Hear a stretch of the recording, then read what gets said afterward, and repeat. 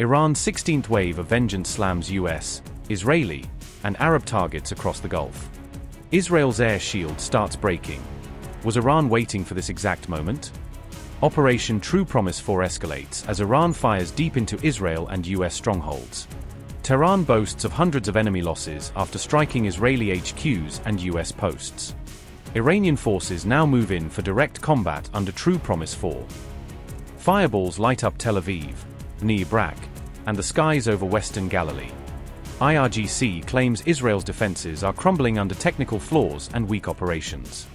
The IRGC has launched a fresh wave of missile and drone attacks, unleashing precise and coordinated strikes on US and Israeli military positions across key Middle Eastern territories. The latest assault marks a significant intensification in Tehran's campaign of retaliation. On March 3, the IRGC announced it had initiated the 16th consecutive wave of attacks under its ongoing offensive, codenamed Operation True Promise 4.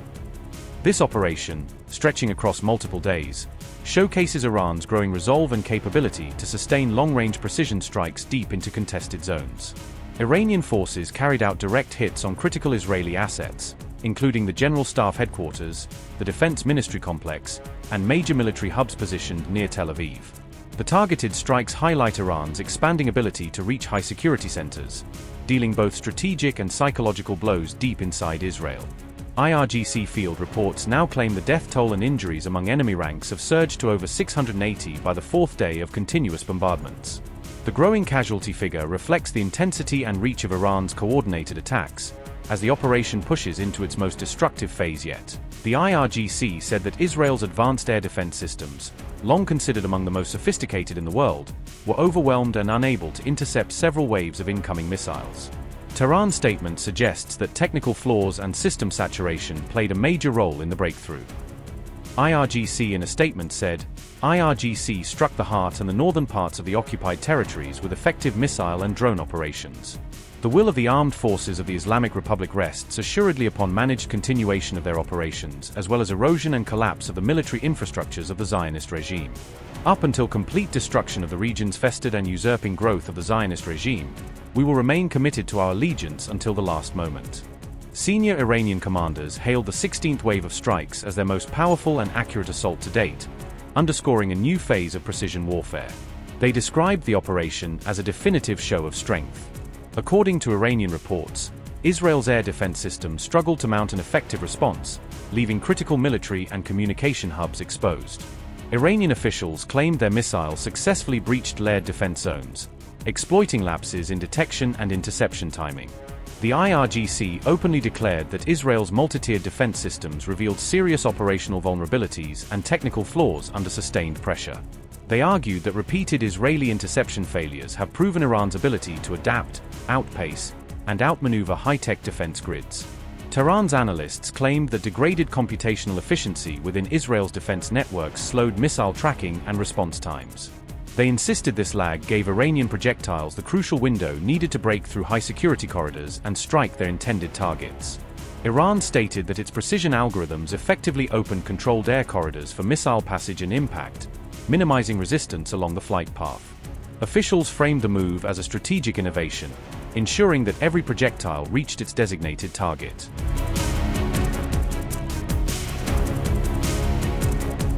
The IRGC has confirmed the deployment of ground forces into active combat zones, launching 3 simultaneous operations across multiple fronts.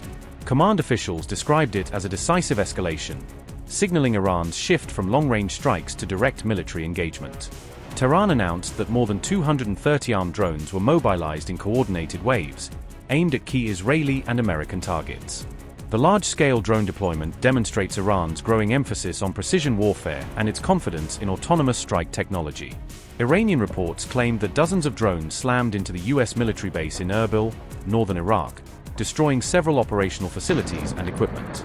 Footage and early intelligence, according to Tehran, confirmed that the strike caused significant structural damage and disrupted ongoing US operations in the region.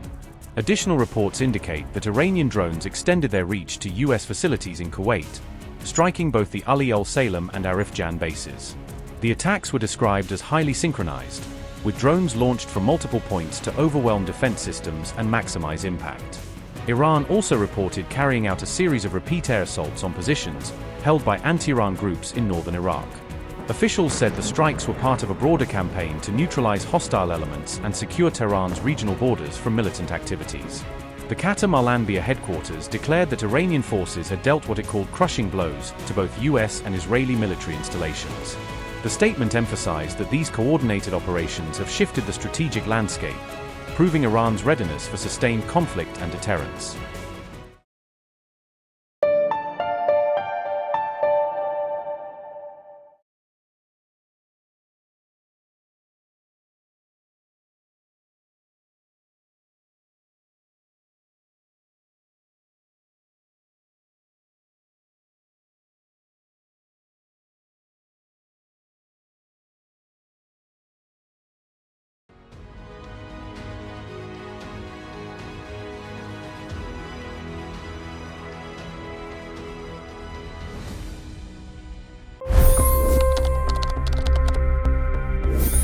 $25 crore गरीब गरीबी को परास्त करके बाहर निकले।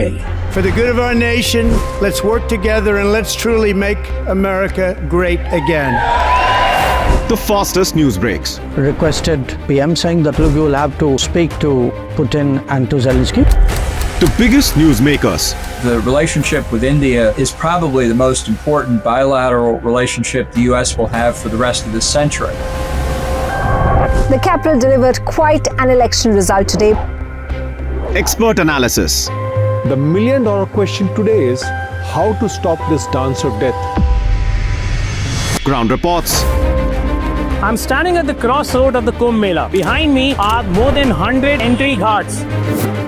Long-form interviews. Exclusionary politics is reflected in Manipur case as well. You don't bother because this is a small state.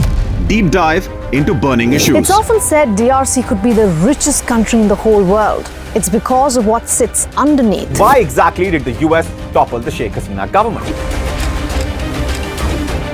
HD videos. We don't just break news, we break it down.